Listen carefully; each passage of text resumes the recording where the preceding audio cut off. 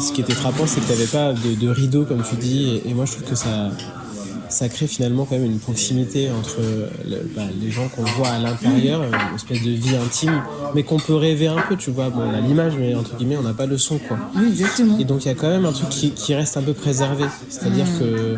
Et puis on a juste cette image-là, on a un cadre assez figé, et il y a forcément des choses qu'on voit pas et des choses qu'on voit, et je trouve que c'est un entre-deux qui est assez intéressant. Alors, il faut écrire. Il faut écrire. Je pense qu'il faut écrire, mais écrire des histoires.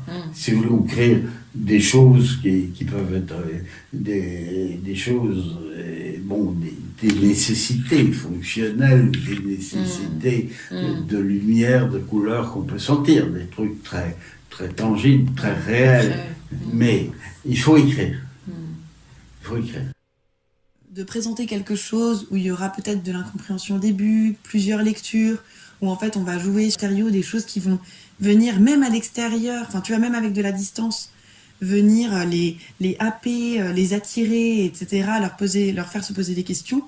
Et ensuite ces personnes, elles vont partir, et qu'est-ce qu'elles vont garder de ça? Moi j'ai vraiment cette intime conviction qu'il y a des choses, quand tu les vois, certaines expositions, etc., ou lieux, qui vont ensuite t'habiter et faire que peut-être tu vas voir les potentiels de certains lieux après.